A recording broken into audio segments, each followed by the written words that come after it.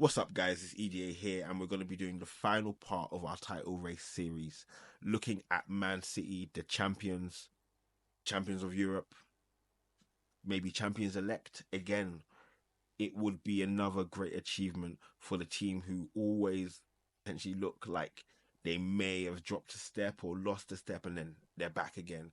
And so we've already covered Arsenal, we've covered Liverpool, we've looked at what we thought going into the season, and then how it's kind of formulated in the season, what the identity of that team is, and what we need to look at for that running, which is going to be really, really crucial with some big games which will be coming up. So going into the season, Man City obviously won the league.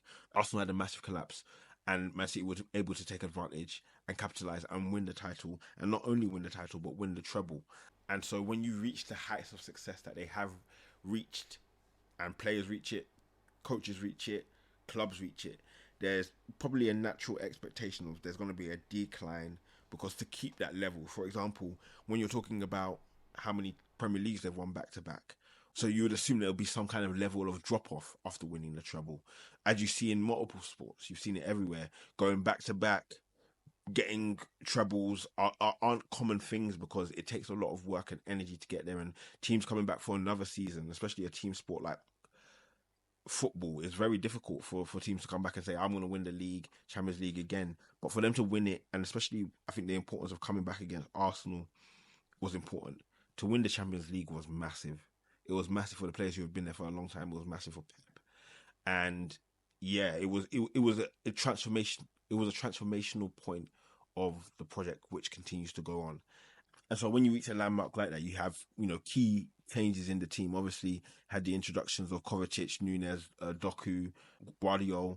Gundogan obviously left. There was key injuries at the beginning of the season and probably during the season, which have been to KDB and Jack Grealish, which have kind of disrupted City from playing their best of their best team. But City have the depth that teams like Arsenal and Liverpool just don't have. And I think maybe Arsenal and Liverpool have it in specific areas, but that collective depth that Man City have, I don't think anyone has, because Man City have more resources than any of these teams. And so that has to be taken into consideration, that, if Arsenal, and I think that Liverpool have lost Salah for, a period of the season, but I think just the way they're able to just seamlessly go on while losing KDB is impressive, and Grealish, who's £100 million signing, to lose both of those players and to continue to chug on because of what you've got in depth, is impressive. I think in the season you have to look at them just being their consistent selves.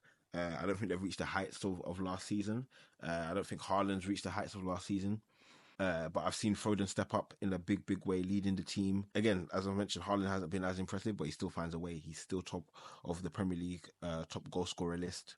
They've had big wins against Man United at home. The Brentford home and away wins, where they've dropped points last season, was a big turnaround. But they've also had downturns in the season. The loss against Wolves away was a surprising one, and it coincided with Rodri not being available for periods of the early part of the season. Arsenal loss would have been a blow to them in a game that they would have not wanted to lose. They've had a couple of interesting games, with Chelsea drawing both home and away with them, and Palace, who have been kind of like their bogey team for a number of years, again getting points of them. And so I think of moments that have defined their season. I think of the return of KDB coming in. I think it just added a level of security to know that, okay, this feels like Man City are revving up again. It feels like, okay, they're going to get into the late season form. They're going to win 10 on the bounce, 12 on the bounce. They're going to win the league. But a big thing for them, again, I've mentioned Foden.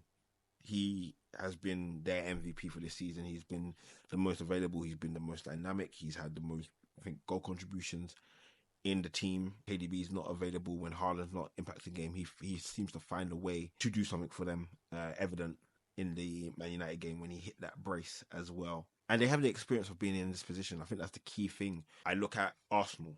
I said, overall, they are the best performing team. They have the best structural defence. They are on course to breaking their own goal scoring records. I think overall they're the best performing team collectively. Liverpool have the most heart. They have the most fight. Man City have the most depth, but they have the most experience as well.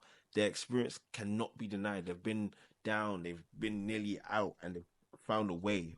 They know how to go on a run, as we've mentioned, and they have the best squad depth to handle this. Like, we're talking about the crazy fixtures that Arsenal and Liverpool have. Man City have even crazier fixtures because they're in the FA Cup as well, and they're playing Real Madrid, and they've still got to play Arsenal now, but they can do it. And you have to ask this question: if you're Arsenal and Liverpool, do you really think they've lost a step? Do you think they've lost a step?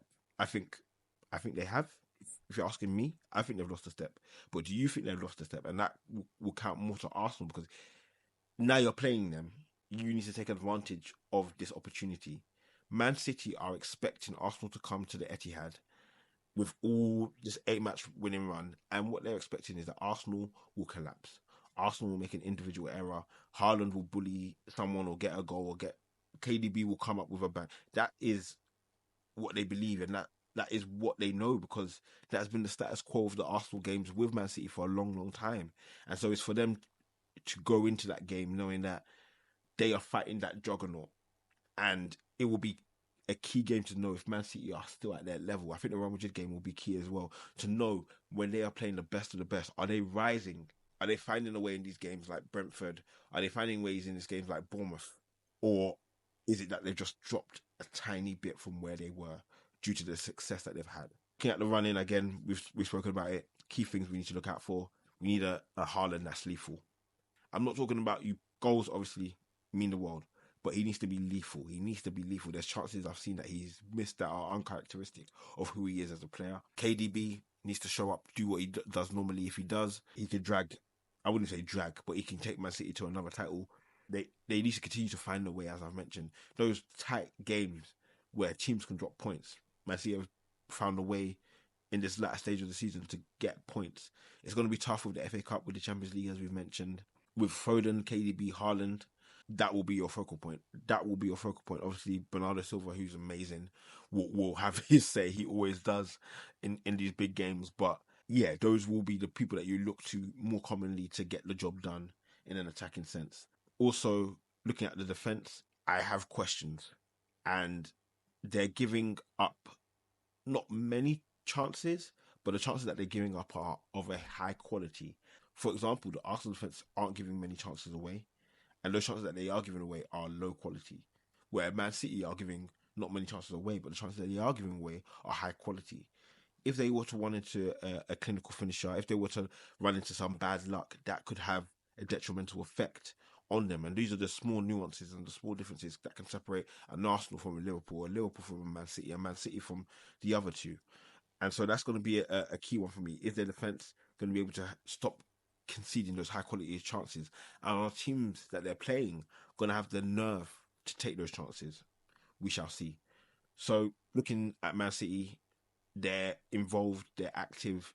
Key questions will be: have they dropped behind the pace a little bit? And is that drop significant enough to give Arsenal or Liverpool an advantage? We're yet to see. I think again, my prediction going into the season was Man City coming first. I again will hold on to that for now, but again, anything can happen, and Sunday will be a massive game. We'll be doing a preview of that as well, looking at how Man City and Arsenal will be stacking up for that game. But guys, hopefully you've enjoyed this series. We've looked at Arsenal, we've looked at Liverpool, we've looked at Man City. As mentioned, there's going to be big games for all of these three clubs, not only in the Premier League, but in other competitions. Squad management is going to be key. Big players are going to have to show up and show out if they want to take home kind of the glory and the gold. And it's going to be really interesting to see how this is going to fold. And it's going to be really interesting to see how this is on. And it's going to be really interesting to see how this is. And it's going to be really interesting to see how this is going to unfold. I hope you've enjoyed this series. I hope you've enjoyed the overview of each of these teams so far as they progress through the season. Make sure to like and subscribe for more football content. I hope you've enjoyed this episode and this series. Thank you guys for watching. Peace.